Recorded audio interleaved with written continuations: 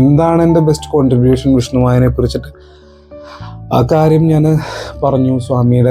സ്വാമി അല്ലെങ്കിൽ വിഷ്ണുമായ എന്ന് പറയുന്ന, അല്ലെങ്കിൽ ചോത്തൻ സ്വാമി എന്ന് പറയുന്നത് ഒരു ദുർമൂർത്തിയല്ല. അതിനെക്കുറിച്ച് ഒരുപാട് എനിക്കറിയാവുന്ന രീതിയിലോ, അല്ലെങ്കിൽ ഞാൻ വായിച്ചറിഞ്ഞ രീതിയിലോ, അല്ലെങ്കിൽ ഞാൻ കേട്ടറിഞ്ഞ രീതിയിലുള്ള കാര്യങ്ങളൊക്കെ നമ്മളിവിടെ പറയുണ്ടായി. അപ്പോൾ അതിനെ സംബന്ധിച്ചിട്ട്, അതിനോടനുബന്ധിച്ച് മറ്റുള്ള ഒരുപാട് ആൾക്കാർ ഇതേപോലെ തന്നെ ഒരുപാട് കാര്യങ്ങളും പറയുന്നുണ്ട്. അപ്പോൾ അതൊക്കെ നല്ലത് തന്നെ. സ്വാമീനെ ഇപ്പോൾ സോഷ്യൽ മീഡിയ തുറന്നാൽ തന്നെ വിഷ്ണുമായനെ കുറിച്ച് വളരെ ഭംഗിയായിട്ട് പറയുന്നത് കേൾക്കുമ്പോൾ തന്നെ ശരിക്കും പറയുകയാണെങ്കിൽ ഭയങ്കര ഒരു രോമാഞ്ച ഫീലാണ്. ഭയങ്കര എന്താ പറയുക, ഒരു ഭയങ്കര സന്തോഷമുള്ളൊരു ഫീലാണ്. പക്ഷെ എന്നാലും കുറേ ആൾക്കാർ നമുക്ക് ഒരുപാട് ചോദ്യങ്ങൾ ചോദിക്കുന്നുണ്ട്. ഈ അടുത്ത് എൻ്റെ അടുത്ത് ഒരാൾ ചോദിച്ചാണ്, ഞാൻ ചെയ്യുന്ന കാര്യങ്ങളെല്ലാം ശരിയാണോ തെറ്റാണോ, അല്ലെങ്കിൽ ഞാൻ ഭഗവാനെ ഉപാസിക്കുന്നുണ്ട്, അപ്പം എനിക്ക് ഒരുപാട് ഇൻഡ്യൂഷൻസ് വരുന്നുണ്ട്, അല്ലെങ്കിൽ എനിക്ക് ഇങ്ങനെ സ്വാമിയുടെ ഒരുപാട് അനുഭവങ്ങൾ കാര്യങ്ങളൊക്കെ കിട്ടുന്നുണ്ട്, അപ്പം ഞാൻ ചെയ്യുന്നത് ശരിയാണോ തെറ്റാണോ എന്നുള്ളതാണ് ചോദ്യം. ഞാൻ പേഴ്സണലി പറയട്ടെ, ഈ ഒരാൾ ചെയ്യുന്ന ഒരു കാര്യം അത് ശരിയാണോ തെറ്റാണോ എന്നൊന്ന് ജഡ്ജ് ചെയ്യുക എന്നുള്ളത് എനിക്ക് തീരെ താല്പര്യമില്ലാത്ത കാര്യങ്ങളാണ്. എല്ലാവരും ഇൻഡിവിജ്വലാണ്, എല്ലാവർക്കും അവരവരുടേതായ കാഴ്ചപ്പാടുകളുണ്ട്, അവരവരുടേതായ പൊളിറ്റിക്സ് ഒക്കെ ഉണ്ടെന്ന് വിശ്വസിക്കുന്ന ഒരു വ്യക്തിയാണ് ഞാനും. അപ്പോൾ എനിക്കൊരിക്കലും ഇത് ജഡ്ജ് ചെയ്യാൻ താല്പര്യമില്ല. വിഷ്ണുമായനെ പ്രാർത്ഥിക്കുന്നുണ്ടല്ലോ, അല്ലെങ്കിൽ ഒരു കാലഘട്ടങ്ങളിൽ വിഷ്ണുമായ എന്ന് പറയുന്ന ദേവനെ എല്ലാവരും എതിർക്കുകയും അതിനെ ചൊല്ലി ഒരുപാട് പ്രശ്നങ്ങളൊക്കെ ഉണ്ടാവുന്ന സമയത്ത് ഇപ്പോഴും ആ വ്യക്തി ആ ദേവനെ പ്രാർത്ഥിക്കുന്നുണ്ടല്ലോ, അല്ലെങ്കിൽ ആ ദേവന് വേണ്ടിയിട്ടുള്ള കാര്യങ്ങൾ ചെയ്യുന്നുണ്ടല്ലോ. അത് തന്നെ വലിയൊരു കാര്യമാണ്. അതിൽ തന്നെ വലിയൊരു സന്തോഷമുണ്ട്. പിന്നെ ഞാൻ പറയുന്ന പറഞ്ഞാലേ, ഈ ഒരു ഭക്തനും ഈ എന്താ പറയുക, ഒരു ദേവനുമായിട്ടൊരു ഒരു ബന്ധം ഉണ്ടാവും. ഞാനും വിഷ്ണുമായും പോലുള്ള ഒരു ബന്ധം പോലെ ആവണം എന്നില്ല മറ്റുള്ളവർ ആരായാലും. മനസ്സിലായ? മറ്റുള്ളവർ സ്വാമിനെ പ്രാർത്ഥിക്കും. ഓരോരുത്തർക്കും ഓരോ വിഷനാണ് വിഷ്ണുമായനെ, ഓരോ രൂപത്തിലാണ് അവർ കാണുക. ഞാൻ കാണുന്ന പോലെ ആവണം എന്നില്ല, എനിക്ക് കിട്ടുന്ന അനുഭവം പോലെ ആവണം എന്നില്ല ഓരോരുത്തർക്കും കിട്ടുന്ന അനുഭവം. എന്തായാലും വളരെ മോശ സമയത്ത് വരെ സ്വാമിനെ പ്രാർത്ഥിക്കുന്നുണ്ടല്ലോ, അത് തന്നെയാണ് ഏറ്റവും വലിയൊരു ഭക്തി എന്ന് പറയുന്നത്. ഇനി ഭക്തി എന്താണെന്നുള്ളതാണ്. ഈ ഭക്തി എന്താ ഭക്തി എന്ന് പറയാം? ഞാനൊരു കാര്യം പറയട്ടെ, ഈ ബുദ്ധിയും പ്രണയവും ഒരുമിച്ച് യാത്ര ചെയ്യുന്ന ഒരു സാധനമല്ലല്ലോ ഈ ബുദ്ധിയും പ്രണയവും. അതേപോലെ തന്നെയാണ് ഈ ഭക്തി. ഈ ബുദ്ധിയും ഭക്തിയും ഒരുമിച്ച് യാത്ര ചെയ്യുന്ന ഒരു വിഷയമല്ല. രണ്ടും എൻറ്റയർലി രണ്ട് ഡിഫറെൻ്റ് ആണ്. ഞാൻ പറഞ്ഞ മനസ്സിലായില്ലേ? ബുദ്ധിക്ക് മുകളിൽ ചിന്തിക്കുന്നവനാണ് ഭക്തി ഉണ്ടാവുള്ളൂ എന്ന്. അതുകൊണ്ടാണ് ബുദ്ധൻ എന്നൊക്കെ പറയുന്നത്. ബുദ്ധൻ എന്ന് പറയുന്നതിൻ്റെ ശരിക്കുള്ളൊരു അർത്ഥം എന്നൊക്കെ പറയുന്നത് എന്താ? ബുദ്ധിയുടെ മുകളിൽ ചിന്തിക്കുക എന്നുള്ളതാണ്. അപ്പോഴാണ് ആ ഒരു ഭക്തിയിലേക്ക് അല്ലെങ്കിൽ ഒരു അനുഭവത്തിലേക്കൊക്കെ വരുള്ളൂ. ഇവൻ ഞാൻ വേറൊരു കാര്യം പറയാന്ന് വെച്ച് കഴിഞ്ഞാൽ, ഇപ്പം എന്താ പറയാ, നമ്മളെ തെരഞ്ഞെടുക്കും, ആ ദേവൻ തെരഞ്ഞെടുക്കും വിഷ്ണു.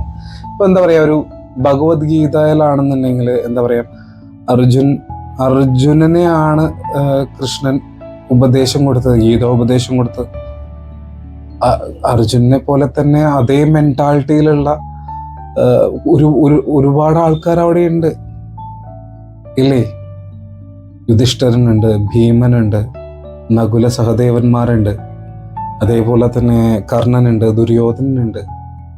ഇവർക്കൊന്നും കാണാത്ത എന്ത് സ്പെഷ്യാലിറ്റിയാണ് ഭഗവാന് അർജുനിൽ കണ്ടതെന്ന് വെച്ച് കഴിഞ്ഞാൽ, അദ്ദേഹം ചോദിച്ചു എന്നുള്ളതാണ്. എന്താ പറയാ, അദ്ദേഹം he seeks and he gets it.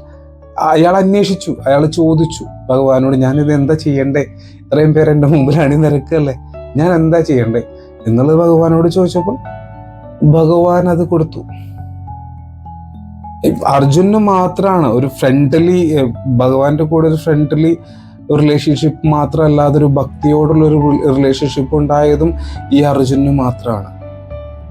So അങ്ങനെ ആയിരുന്നപ്പോൾ അത് ഭഗവാൻ അദ്ദേഹത്തിന് ആ ഗീത ഉപദേശിച്ചു. സാധാരണ മനുഷ്യന്മാരുടെ പോലെയായിരുന്നു അത്ര ഈ അർജുനൻ, മറ്റുള്ളവരുടെ പോലെയല്ല.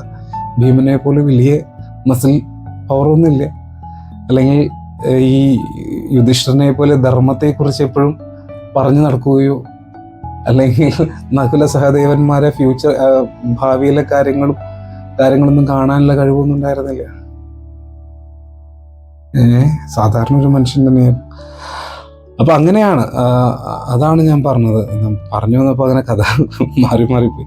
ശരിക്കും ഞാൻ ഉദ്ദേശിച്ചത് എന്താ വെച്ച് കഴിഞ്ഞാല്, ഭക്തിയോടെ ആ ദൈവം വിഷ്ണുമായ ആണെങ്കിൽ വിഷ്ണുമായോട് ഭക്തിയോടെ ചോദിച്ചോളൂ. എന്ത് കാര്യം വേണമെങ്കിലും വിഷ്ണുമായുടെ അടുത്ത് ഭക്തിയോടെ ചോദിക്കാം. ആ ഭക്തിയോടെ ചോദിക്കുമ്പോൾ ഭഗവാൻ അത് എന്തുതന്നെയാണെങ്കിലും നമ്മുടെ കൂടെ നിന്ന് ആ കാര്യങ്ങൾ ചെയ്തു തരും തന്നെയാണ്. അങ്ങനെയാണ് എനിക്ക് വിശ്വസിക്കാൻ ഇഷ്ടം.